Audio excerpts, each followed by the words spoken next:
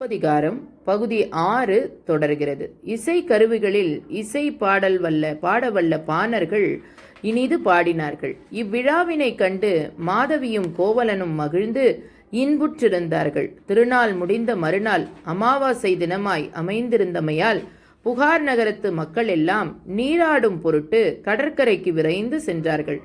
மடல் விழி தாழையும் புன்னையும் பூத்த நெய்தல் நிலத்தில் கடல் விளையாட்டு காண விரும்பி மாதவியும் கோவலனுடன் கடற்கரை சேர்ந்தாள். அங்கு தாழை வேலியார் சூழ்ந்த வெண்மலல் விரிந்த இடத்தில் ஓர் புன்னை மரத்தின் நிழலில் இருவரும் இனிந்து அமர்ந்திருக்கையில் மாதவி தன் தோழியாகிய வசந்தமாலை கையினின்று யாழை வாங்கி அதனை முறைப்படி திருத்தி கோவலன் கையில் கொடுத்தாள். கோவலனும் மாதவி மனமகிழ காணல் வரி பாடத் தொடங்கினார்.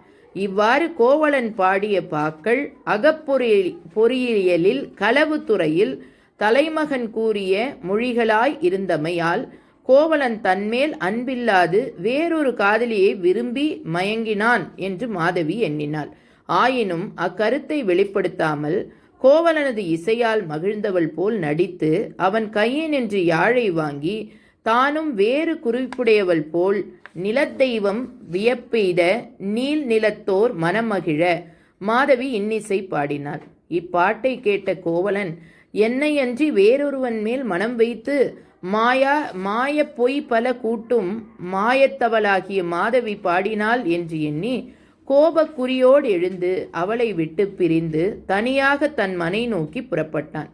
கடற்கரையில் தனியாய் நின்ற மாதவியும் ஆற்றொணா துயருற்று தன் தோழியோடு தன் மனை புகுந்தாள். மாலதியும் கண்ணகியும். முன்னொரு காலத்தில் மாலதி எனும் பெயரமைந்த ஒரு பார்ப்பன பெண் இருந்தாள். அவள் பிள்ளையற்றவளாய் இருந்தமையால் அவள் கணவன் மற்றொரு பெண்ணை மணந்து அவள் மூலமாய் ஒரு ஆண் மகவை பெற்று இன்புற்று வாழ்ந்து வந்தான். ஒரு நாள் தாயார் வெளியே சென்றிருந்த பொழுது அப்பிள்ளை பசி பொறுக்க மாட்டாமல் அழத் தொடங்கிற்று. பாலகன் அழுவதை பார்த்து மனம் பொறாமல் மாலதி அதனை எடுத்து பால் ஊட்டினாள். பால் தொண்டையில் விக்கி பாலனை கொன்றுவிட்டது. தன் கையில் இருந்த பாலன் இறந்ததை கண்ட மாலதி மிக பரிதபித்தாள். இப்பிள்ளையை நான் கொன்றுவிட்டேனே, இதன் தாய் என் மீது பழி சுமத்துவாளே, பால் கொடுக்க போய் பாழாய் முடிந்ததே, பசியை தீர்க்க போய் பெரும் பழியாய் முடிந்ததே, ஐயோ தெய்வமே, இதற்கு நான் என்ன செய்வேன் என்று ஏங்கி அழுது கோயில் கண்ட இடமெல்லாம் பிள்ளைகளை கொண்டு மாலதி அலைந்து திரிந்தாள். இவ்வாறு கோயில்தோறும் சென்று கும்பிட்டும் ஒரு தெய்வமும் மனமிறங்கி அவள் மனக்கவலையை மாற்றவில்லை. கடைசியாக அவள் சாத்தான் தோட்டத்தில் சென்று வணங்கி வரங்கிடந்தாள். அந்நள்ளிரவில் அருகே இருந்த சுடுகாட்டு கோட்டத்தில் பிணைந்து வந்த ஒரு பேய். தொடரும்.